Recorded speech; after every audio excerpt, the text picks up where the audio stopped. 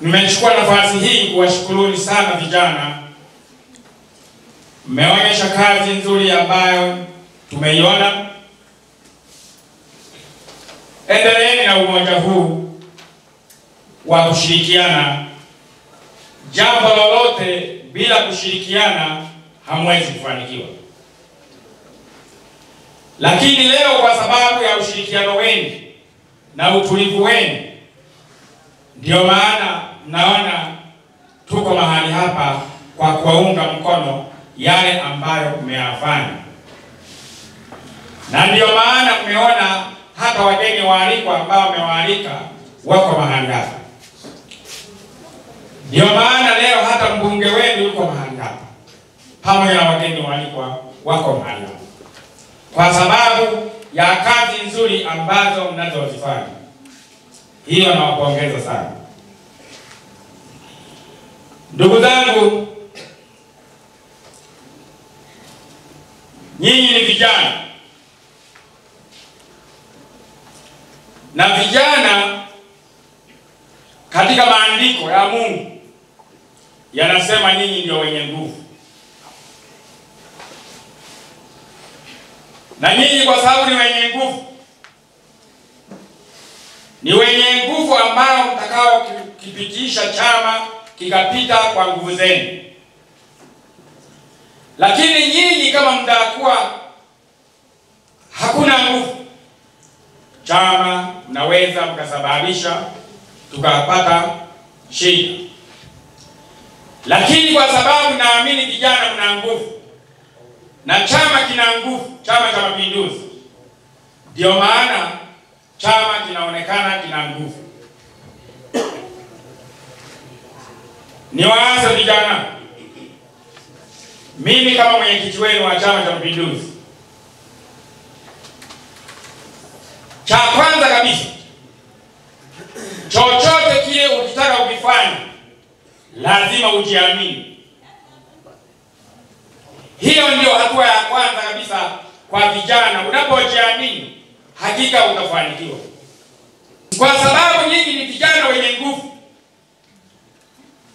Msije mkawa watu wenye kuyumbika. Kaeni kwenye msimamo wa kusimama imara. Kusimama imara ni kuwa watulivu na kuwa makini mpaka itakapofika wakati wa uchaguzi, utaona wewe ni nani ambaye anakufaa kumpa.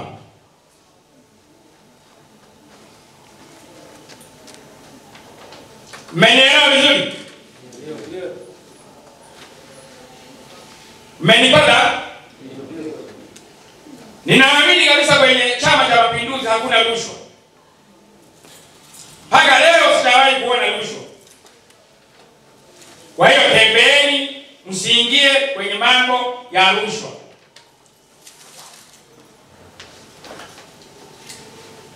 Najua wakati ukifika wa kuchukua fomu kutakuwa na uhuru. Ule mtu utakapofika, kwa sababu nyinyi vijana nimeona mnafanya mambo mazuri. Anayetekeleza kwenda kuchukua fomu, nendeni mkachukue fomu. Na mimi kwa sababu sijaathirika sana, nitarudi kwenye ujana.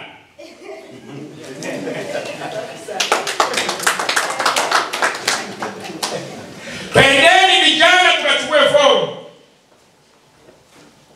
ili tukajipime na tuweze kufaulu, kwa sababu haya mambo nayo yafanya mazuri, naamini mtaenda kufaulu. Wapo baadhi ya viongozi wamekuwa wakitumia jumuiya moja wa vijana kuonekana kwamba jumuiya moja wa vijana ndio wao wanakosea. Sasa viongozi wa design hiyo, nisipolisema mimi kama msemaji wa vijana, nitakuwa siwatendea haki vijana. Wapo baadhi ya watu tumewaona wakitumika vibaya kuwachafua viongozi wetu, wakitumika vibaya kueneza uzushi ambao sio rafiki.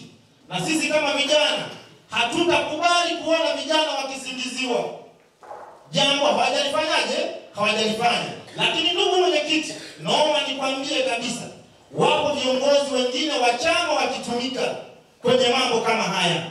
Sisi kama chama na jumuiya lazima ifike sehemu tuungane, tupaze sauti, tuwakemee hawa. Hata juzi nimeona kwenye mitandao wapo baadhi ya viongozi wanaotumia uongozi wao kinyume na utaratibu na maadili ndani ya jumuiya yetu. Na mimi kama mwenyekiti wa Umoja wa Vijana sitolifumbia macho jambo hili. Kama kuna kiongozi wa chama au wa jumuiya anaenda kinyume na utaratibu na vitabu vyetu, kanuni na katiba, waitwe kwenye vikao vyetu vya ndani. Hili litaenda kuleta uimara na ubora ndani ya chama chetu na jumuiya yetu. 56 kwa wilaya nzima. Kila kata tulikuwa tukifika tulikuwa tunachukua mahudhurio. Kwa hiyo kwa majumlisho ya jumla tumeweza kukutana na vijana zaidi ya 7756 na kuzungumza nao, ambapo tumefikisha ujumbe wa Chama cha Mapinduzi, tumefikisha ujumbe wa jumuiya yetu ya Umoja wa Vijana. Katika vijana hawa tumeweza kutatua changamoto mbalimbali, hasa changamoto kubwa za mikopo ya vijana. Kumekuwepo na changamoto kwa vijana wetu wa kata za pembezoni kutokupata elimu ya mikopo hii, namna inapopatikana, namna ya kuandaa vikundi. Na hapa tulitoa ushauri huko katika taarifa hii, ambapo tunakiomba chama kiweze kuelekeza serikali kupitia maafisa maendeleo wa jamii walioko katika kata waweze kuvifikia vikundi hivi vya vijana kwa ajili ya kutoa elimu ya upatikanaji wa mikopo hii ya halmashauri. Sasa ndio wenyewe ni mashahidi, mmezunguka, waambieni kazi zilizofanyika. Kwa hiyo ndugu zangu, mimi mwenyekiti niwapongeze sana. Mimi ni mbunge wa awamu ya 3. Lazima niseme. Nimekutana na viongozi 2010, 15, 20.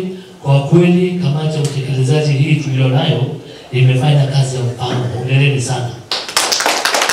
Haijawahi kutoka, alivyosema mwenyekiti pia kwa hotuba yake, kwa kweli ni mpango wa kuigwa kwa nchi nzima. Kwa vijana kwa kweli jimbo la Kwimba, wilaya ya Kwimba wanafanya kazi kubwa sana. Hongereni sana.